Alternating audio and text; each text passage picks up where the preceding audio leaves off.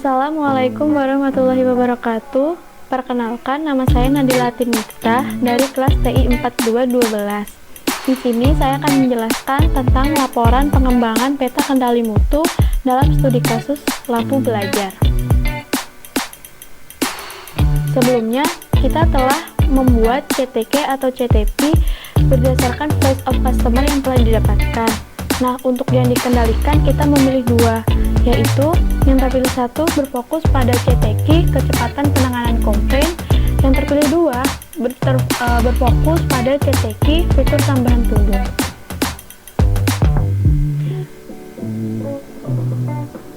Pada CTK atau CTP terpilih satu, kita mengendalikan dengan XR chart. Mengapa menggunakan XR chart? Karena data yang kita akan kendalikan ini bersifat kontinu, yaitu data waktu. Maka dari itu disebut sebagai peta kendali untuk data variabel. Pemilihan XR chart ini dalam peta kendali CTK/CTP dikarenakan data yang digunakan secara kuantitatif seperti data waktu yang digunakan dalam peta kendali ini. Lalu, ciri yang lainnya adalah pada XR chart ini diberlakukan bila mana sampel yang digunakan itu di bawah 10. Sedangkan pada data ini kita menggunakan data sampel sebesar 5, yaitu. Maka dari itu XR chart ini boleh digunakan untuk pengolahan data tersebut. Nah, karena kita menggunakan data yang relatif kecil, maka tidak diperlukan menggunakan standar deviasi untuk melihat variasi dalam peta kendali. Peta kendali ini terdiri dari dua, yaitu X-chart atau peta kendali rata-rata dan R-chart atau peta kendali jarak atau range. Nah, keduanya merupakan peta pengendalian yang saling berkesinambungan dalam mengambil keputusan menangani kualitas proses. X-chart sendiri atau peta kendali rata-rata merupakan peta kendali untuk melihat apakah proses masih berada dalam batas pengendalian atau tidak. Sedangkan R-chart atau peta kendali jarak bertujuan untuk mengetahui tingkat akurat atau ketepatan proses yang diukur dengan mencari range dari sampel yang diambil dalam proses observasi. Nah, langkah awal XR-chart adalah melakukan perhitungan R-chart terlebih dahulu, lalu kemudian dilakukan perhitungan X-chart untuk menentukan situasi out of control. Mengapa demikian? Karena R-chart sendiri mencerminkan variabilitas proses dapat dipantau dengan memplot nilai rentang R pada peta kontrol. Nah, batas kontrol X-chart melibatkan variabilitas proses dan hal itu dikarenakan adanya R-bar itu sendiri. Nah, data yang kita peroleh tadi akan kita olah dengan menggunakan XR-chart. Bisa dilihat yang pertama pada R-chart-nya. Pada R-chart sendiri tidak ditemukan data yang mengalami out of control. Artinya tidak perlu melakukan revisi atau sebagainya. Setelah kita melihat dari R-chart, kita melihat pada X-chart. Nah, dari X-chart sendiri didapatkan dua data yang mengalami out of control, yaitu pada data kelima dan pada data 25.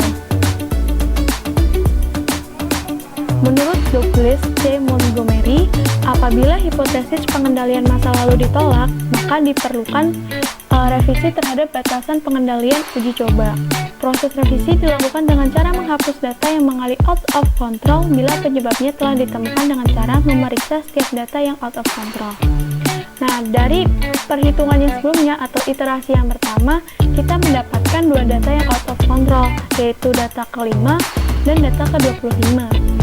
Apa yang kita lakukan kepada dua data yang mengalami out of control, yaitu kita menghapus data tersebut. Maka dari itu, kita akan menumbuhkan jumlah sampel yang baru. Yang awalnya 30, kita akan mendapatkan jumlah sampel baru, yaitu 28, karena kita telah menghapus dua data tersebut.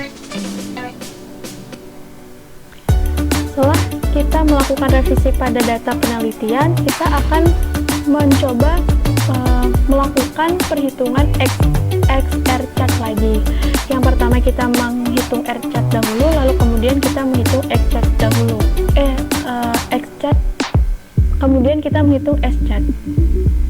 pada iterasi kedua, R-chart-nya tidak terdapat data out of control, begitu juga dengan X-chart-nya. Nah, karena keduanya masih dalam kontrol, dapat disimpulkan bahwa proses berada dalam kendali pada tingkat yang dinyatakan. Hal ini dikarenakan tidak ada penyebab khusus yang mengakibatkan data out of control pada data yang diidentifikasi untuk sampel baru ini. Maka dari itu, batas yang telah direvisi akan digunakan untuk pengamatan di masa mendatang sampai revisi berikut dilakukan. Nah, karena di iterasi pertama terdapat dua data out of control, maka operator akan mencari penyebab khusus yang menyebabkan data tersebut tidak valid. Nah, analisa tersebut dilakukan dengan cara menggunakan diagram sebab akibat atau fishbone diagram. Nah, menurut Ishikawa yang dijelaskan dalam buku Fundamentals of Quality Control and Improvement oleh Amitava Mitra, diagram sebab akibat digunakan untuk mengidentifikasi dan mendaftar secara sistematis berbagai penyebab yang dikaitkan dengan masalah. Pada CTK atau CTP terpilih 1, kita berfokus pada waktu respon komplain oleh pelanggan. Nah, ternyata pada iterasi pertama kita menemukan ada dua data yang out of control. Dua data tersebut pasti disebabkan oleh penyebab khusus. Setelah kita identifikasi menggunakan diagram sebab akibat, kita akan menemukan penyebab apa saja yang menyebabkan data tersebut out of control. Berikut fishbone diagram yang telah dibuat. Nah, dari fishbone diagram tadi, kita mengusulkan beberapa perbaikan. Yang pertama dari sudut pandang MEN. Perbaikan yang diusulkan adalah meningkatkan kedisiplinan karyawan dan etos kerja, lalu melakukan training untuk meningkatkan kualitas karyawan dan customer service, lalu menambah personil customer service, dan yang terakhir menerapkan sistem reward dan punishment. Lalu sudut pandang machine, yaitu melakukan pengaturan ulang sistem server. Dan yang terakhir dari sudut pandang metode, adanya spesialisasi kerja. Nah, pada CTQ atau CTP terpilih 2, kita berfokus pada fitur tambahan tudung. Nah, untuk mengendalikan data-data tersebut, kita menggunakan P-chart. P-chart merupakan salah satu kontrol chart yang paling berguna, memiliki fungsi untuk mengontrol penerimaan karakteristik tunggal, sekelompok karakteristik kualitas dari jenis yang sama atau pada bagian yang sama, atau keseluruhan produk. Pemilihan P-chart dalam peta kendali CTQ atau CTP dikarenakan data sampel yang tidak konstan dan kita berfokus pada pengendalian defectiveness.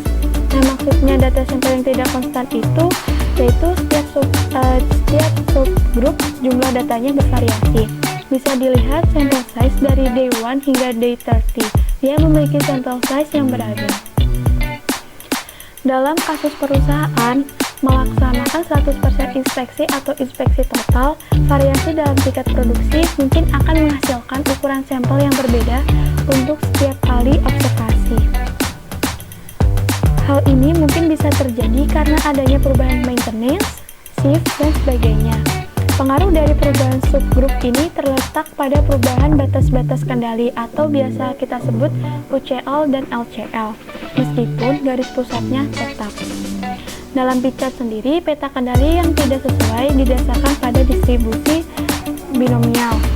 Agar distribusi binomial benar-benar valid, probabilitas untuk memperoleh item yang tidak sesuai harus tetap konstan dari item ke item. Sampel harus identik dan diasumsikan independen. Dari data defectiveness yang kita peroleh tadi, akan kita kendalikan menggunakan P-chart. Setelah kita kendalikan, ternyata terdapat beberapa data yang mengalami out of control.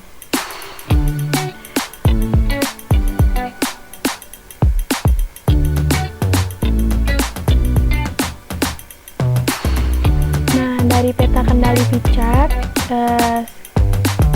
UCL dan LCL-nya akan berbeda-beda setiap datanya karena yang sudah dijelaskan tadi, sampel size setiap subgrupnya itu berbeda-beda. Nah, data yang mengalami out of control sebanyak 8, yaitu pada data ke-5, ke-7, 14, 15, 16, 18, 19, data ini akan dicari tahu lebih lanjut apa penyebab khusus yang mengakibatkan beberapa data mengalami out of control. Selanjutnya akan dilakukan revisi. Nah, sama dengan XR chart, revisi dilakukan dengan cara menghapus data-data yang mengalami out of control. Data-data tadi, 8 data tadi yang mengalami out of control akan kita hapus dan akan kita lakukan iterasi kedua. Iterasi kedua, tidak ada data yang mengalami out of control. Oleh karena itu, karena pichat menunjukkan masih berada di dalam kontrol, dapat disimpulkan bahwa proses berada dalam kendali pada tingkat yang dinyatakan. Hal ini dikarenakan tidak ada penyebab khusus yang mengakibatkan data mengalami out of control. Maka dari itu, batas yang telah direvisi akan digunakan untuk pengamatan di masa mendatang sampai revisi berikutnya dilakukan. Nah, karena kita berfokus pada defectiveness atau hal-hal yang terdiri dari beberapa defect, maka untuk mengetahui defect mana yang paling banyak persentasenya, kita menggunakan Pareto diagram. Nah, Pareto diagram sendiri merupakan distribusi frekuensi atau histogram dari data atribut yang disusun berdasarkan kategori. Diagram ini juga digunakan untuk mengetahui jenis cacat yang paling sering terjadi serta kemudian dapat diambil tindakan untuk menangani produk cacat. Nah, pada CTQ atau CTP terpilih 2, defectiveness ini terdiri dari 4 defect, yaitu goresan, retak, bintik hitam, dan diameter. Dengan menggunakan Pareto diagram, kita akan mengetahui persentase mana yang paling besar dan persentase mana yang paling kecil di setiap jenis defect-nya. Dari Pareto diagram tadi, kita bisa mengidentifikasi lebih lanjut dengan menggunakan diagram sebab akibat atau fishbone diagram.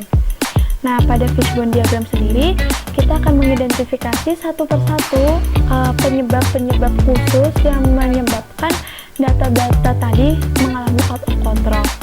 Berikut merupakan fishbone diagram yang telah dibuat.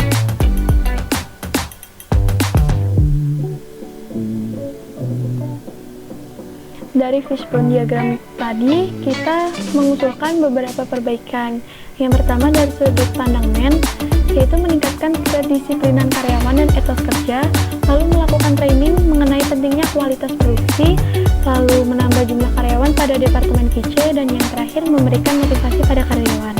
Dari sudut pandang mesin, kita melakukan usulan perbaikan yaitu pengadaan servis rutin, menjaga kebersihan mesin, dan melakukan pengecekan secara berkala.